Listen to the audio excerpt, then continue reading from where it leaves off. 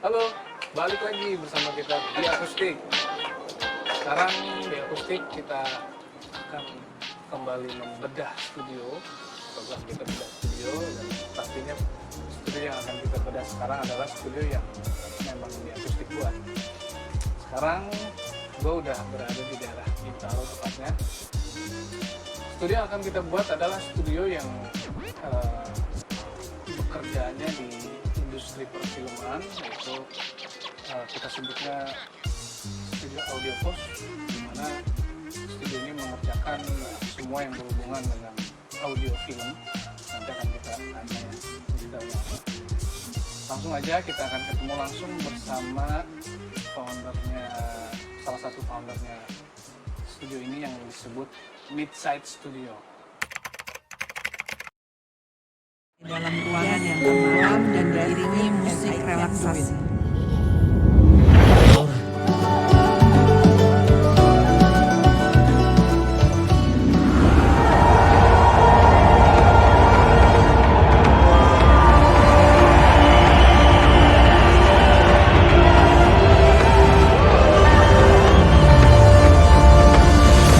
Nah, sumur papa sama mama nikah.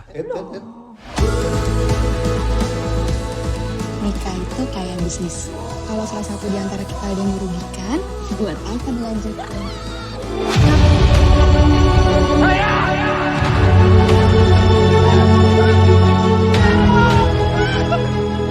Jangan Akibat!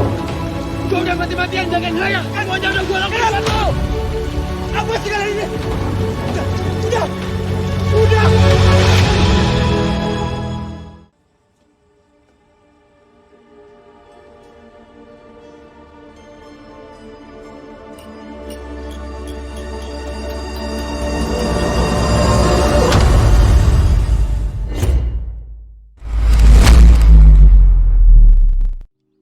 Samping gua sekarang udah ada Mas Adit. Halo Mas Adit. Halo, Gimana Mas Didi, kabarnya? apa kabar? Sehat ya? Sehat, Corona aman ya? ya. Ya ini Mas Adit ini adalah salah satu foundernya Midside Studio. Midside ini memang betul ya tadi ya, bekerja di industri audio perfilman atau audio post ya. Ya, secara garis besar kita bergerak di bidang audio post untuk feature films. Artinya dari sound editorial sampai sound design. Oke, nanti itu di dalam akan kita bahas ya. Yes. Tapi sebelum ke detail pembahasan job desk di Midside ini, waktu itu kita bangun studio Midside ini tahun berapa ya? Midside ini berdiri sebenarnya di tahun 2018. 2018. Kemudian kita pindah di sektor 7 waktu itu. Ya. Akhirnya kita minta bantuan Biakustik untuk membangun studionya. Kebetulan tantangan yang kita berikan ke Biakustik terjawab. Challenge-nya di akustiknya bisa dikerjakan dengan baik oleh Biakustik. Oke, jadi sorry gue potong. Waktu itu yang kita kerjakan itu pekerjaan soundproofing dan akustik. Ya.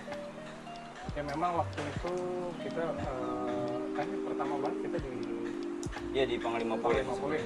di tahun 2018. Kemudian kita pindah ke sektor 7 di tahun 2019. 2019. Dan Biakustik juga kepindah ke sektor 3, Biakustik juga yang membantu.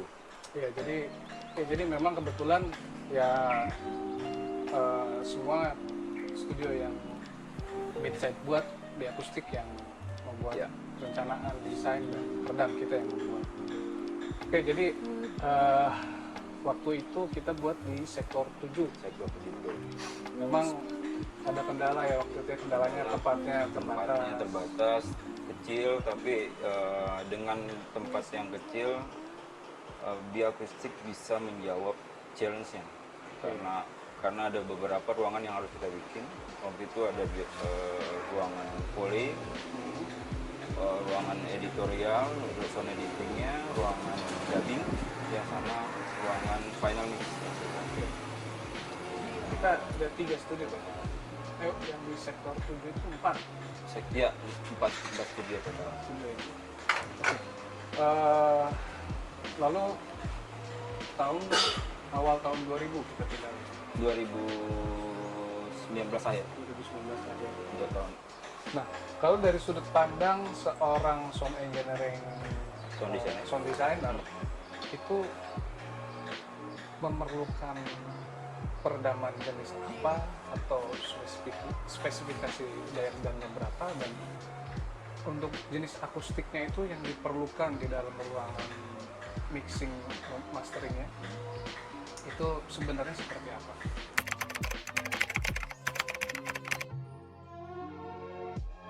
Oke, jadi kita berawal dari ruang poli itu. Ya. Ruang poli itu kita butuh ruangan itu seminim mungkin reverb. Oh, itu untuk akustik ya? Ya, untuk akustik. Kemudian Jadi kering berarti? iya betul. Karena apa?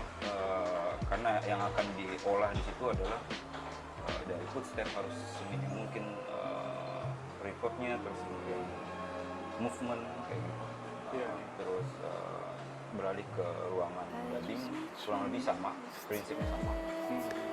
Terus kemudian ke ruangan mixing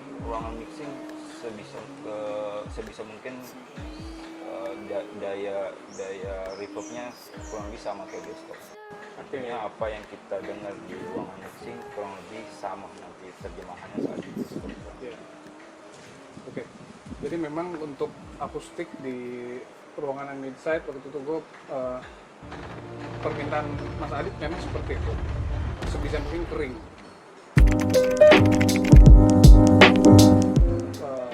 Untuk mendapatkan akustik yang kering waktu itu gue memang harus mengaplikasikan akustik absorber.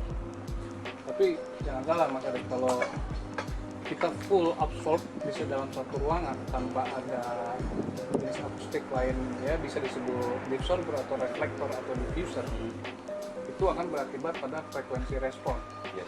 Dimana jenis absorber itu menyerap frekuensi mid dan high, sementara low-nya dibalik. Iya. Balik lagi. Jadi kalau kita sering misalkan dulu ada di studio di studio musik lah, kayak studio latihan itu zaman dulu tuh full karpet atau full sator. Nah itu di dalam ruang tuh kita merasa tuh kayak ngebek atau wow gitu. Oh iya. Nah itu karena dikaitkan terlalu banyaknya absorber, tapi tidak ada jenis akustik yang bisa memantulkan frekuensi mid high. Maka dari itu yang di studio mid saja nih, hampir semua studionya gue buat pasti ada jenis absorbernya, itu yang ada yang berbentuk strip atau yang binary aural diffuser, itu pasti gue pasang di situ. Itu tujuannya memang untuk membalikan frekuensi mid high-nya supaya frekuensi mid high flat. Ya. Tapi betul, kering itu harus. Jadi memang harus, karena pada saat pengambilan apa sih Mas, kalau di volley itu apa aja sih biasanya diambil? Secara garis besarnya ya semua elemen yang ada di efek. Artinya kalau di volley itu sifatnya recreate, kayak footstep misalkan ada bocoran dari produksi, kita recreate ulang. Oke. Misalkan contoh kita nge-recordnya dalam kondisi dry, sedry mungkin, karena nanti saat mulai di premix atau di final itu kita recreate simulasi ruangannya Sesuai dengan dia apakah di toilet, yes. susunya gitu. Jadi Kasih reverb. dibikin reverb simulasi ruangan. Ini seru banget sih memang kerjaan seperti ini. Apa ya? Sound design ini sebenarnya banyak challenge-nya ya. Contoh Iya. misalkan kalau kita suara tembakan nih, nah itu gimana? Kita mulai dari Apakah ada preset atau secara garis besarnya kita bikin dari movement si senjatanya, kemudian movement si talentnya, misalkan dia bawa vest, rompi gitu. ya, ya. Kemudian baru setelah itu kita recreate senjata apa yang kita gunakan, kemudian kita harus tahu tempo mungkin ya. Ya tempo, kemudian lokasinya di mana, di hall kah, di ruangan scale yang besar atau Ya. kecil. Ya, jadi intinya memang harus kering, Yes. harus kering tapi frekuensi harus flat, Ya. ya kan?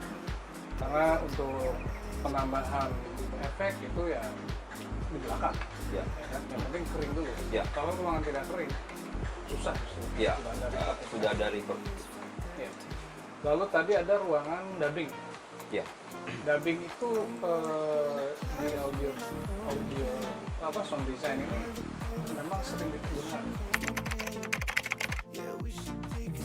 Jadi bukan dubbing sebenarnya, kita nyebutnya ADR. Automatic Dialog Replacement. Automatic dialog replacement. Ya.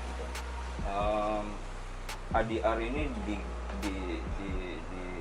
digunakan atau kita ngasih notes ke si director ketika audio di satu diksi kurang mencapai maksimal. Artinya entah itu karena traffic kah, entah itu karena kondisi cuaca saat itu. Iya. Jadi itu yang mengharuskan kita ke ADR. Oke. Jadi itu memang Challenge-nya di situ. pasti ada ya pada saat syuting itu suara yang ke distract oleh noise apa. Iya. Itu harus di replace gitu. Di replace. Oke, itu ADR. Oke, jadi satu lagi kan ruangan studio mixing atau Final mix ya. final mix. Final mix ini waktu itu memang Mas Adit meminta untuk spesifikasi placement speaker 5.1. Yang mau gua tanyain adalah ada waktu itu memang temen yang sound designer tapi dia kerjanya di stereo. Nah, apakah 5.1 ini wajib atau stereo pun orang bisa mixing film dengan konsep stereo? Ya, jadi sebenarnya karena pekerjaan kita terjemahan terakhirnya adalah di bioskop. Bioskop itu minimal sistem suaranya itu di surround 5.5 Minimal. ya. Jadi ya itu jadi langsung simulasi lah ya. Jadi untuk panning mungkin ya. Yes. Jadi kalau Stereo kita dari finalisasi terakhir project kita ngasih dua file yaitu stereo dan 5.1 untuk di situ. itu di sini. Ya. Oh, ya. Oke, jadi memang ruangan itu waktu itu ruangan yang final mix ini kita desain sebisa mungkin secara konsep akustik mendekati konsep bioskop sebenarnya. Dan ruangan itu juga digunakan untuk preview ya. Iya, Jadi untuk present. Untuk present ya. Untuk present. Oke, paling ya itu sedikit Introduce. penjelasan ya dari setiap studio ya. Oke Mas Adit, tadi kan kita udah nih ngomongin ada 3 jenis ruangan, terus ada juga fungsinya dan secara akustik kita udah bahas. Ada satu yang dari segi akustik dan peredam yang belum saya bahas tadi soalnya. Dari kekedapan studio ruangan Timix ini bagaimana Mas? Kalau saya kan tadi untuk volume kan harus ada Standar kalibrasi. standar dan itu pada saat mixing nggak bisa dikecilin. Iya, betul. Dan itu harus kenceng berarti kan? Iya. Sejauh Mas Adit yang studio yang biakustik buat di sini sampai sekarang itu daya kedapnya itu kalau Mas Adit kerja malam itu apakah mengganggu tetangga atau enggak? Ya, kebetulan studio kita bisa dibilang di perumahan. Jadi concern pertama adalah daya kedap. Ya. Kebetulan di akustik menjawab challenge itu dengan peredaman yang baik. Ya. Dan itu pada saat Mas Adit kerja malam mau bocor keluar atau enggak? Tidak. Karena memang saya memang sekalian visit, sekalian pengen tahu apakah ada pengurangan, penurunan daya redam atau gimana. Sampai saat ini nggak ada. Kebetulan di akustik untuk maintenance sangat baik ya. Artinya dengan kedatangan Mas Yudi ini salah satu servis yang cukup baik menurut saya. jadi memang ya kita selain bedah studio sekalian mengunjungi, takutnya ada hal-hal yang perlu diservis Iya. atau gimana. Jadi oke, jadi untuk peredaman aman ya, Iya, aman. sejauh ini aman. Dan memang waktu kita membuat studio ini ditargetkan STC-nya itu sekitar 60 desibel. Karena ya untuk di daerah perumahan dan kita Mas Adit mixing sebuah film itu volumenya tidak bisa Turunin. tidak diturunin. Iya. Dan itu harus flat seperti itu terus. Iya. Oke, itu dari segi peredaman, dan mungkin sekarang kita akan sedikit bahas di job desk-nya itu atau urutan pekerjaan dari sound designer ini apa sih, kita akan coba tanya. Gimana Mas Adit untuk proses pekerjaan atau flow-nya atau itu sound designer itu seperti apa sih? Kita berada di proses pasca produksi, artinya divisi yang terakhir bekerja dengan director dan produser sebelum film itu rilis. Tahapan awalnya itu kita terima data dari editor berupa gambar dan OMM. Itu setelah masuk ke sound administrator, kita cek segala bentuk sync-nya dalam jumlah track yang ada segala macam. Kemudian materi itu dibagi-bagi ke masing-masing divisi, misalkan si sound editing, si ruangan poly, ruangan effect editing, kayak gitu. Itu semua berjalan paralel sampai ke proses premix. Garis besarnya kurang lebih seperti itu. Dan final terakhirnya itu ditentukan setelah selesai pekerjaan Mas Adit, itu ada premix di bioskop. Oh bukan premix di bioskop, tes di CV. Tes di CV. Ya, Tes di CV. artinya kita ngecek secara keseluruhan hasil pekerjaan kita. Oke. Jadi biasanya kalau tes di CV ini memang langsung di bioskop ya? Iya, Dan itu tanpa dihadiri penonton kan? iya betul. Hanya si departemen suara, Oke. kemudian Produser ya? produser, dan gambar. Dan sejauh ini yang Mas Adit mixing di ruangan midside itu apakah pada saat di tes di CV secara frekuensi hasil audio itu berbeda atau gimana? Ya Karena beda alhamdulillah. ruangan kan ya? Ya alhamdulillah sejauh ini apa yang kita kerjakan di ruangan yang kita bangun bersama Bioakustik tidak ada masalah. Artinya apa yang kita dengarkan di ruangan ini ketika pindah ke bioskop tidak berbeda. Itu bukan pernyataan karena kita datang di Bukan. todong gitu ya, bukan ya? Jadi itu testimoni dari Mas Adit, perlu dicatat ruangannya dari segi frekuensi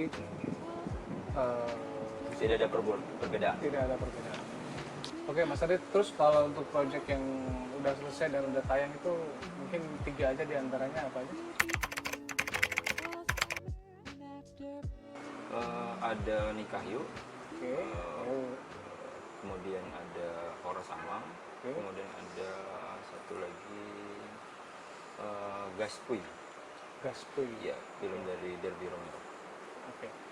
Oke Mas Adit, paling gitu dulu aja kita dari Bioakustik visit dan sekalian bedah dan pengen tahu juga sih kegiatan Midside Studio ini seperti apa. Iya. Ya, terima kasih atas waktunya. Terima kasih. Dan nanti untuk kedepannya siapa tahu akan upgrade lagi studio, silahkan menghubungi Bioakustik. Iya. Dan jangan lupa kalau ada yang perlu diservis bisa menghubungi kami juga. Siap. Karena Bioakustik itu memang ada satu divisi maintenance, jadi kita bisa, ya meskipun sudah bertahun-tahun, tetap kita bisa bantu untuk maintenance. Thank you Mas Adit Thank atas you, Mas waktunya. Adit. Ya, salam sukses selalu buat Midside, dan jangan lupa teman-teman untuk subscribe, share dan like channel Bioakustik. Kita akan balik lagi di bedah studio bersama studio-studio yang lainnya yang pernah kita buat, dan kita akan bahas kegiatan apa aja yang dilakukan studio-studio yang kita buat. Bioakustik, Midside, Reach Your Sound.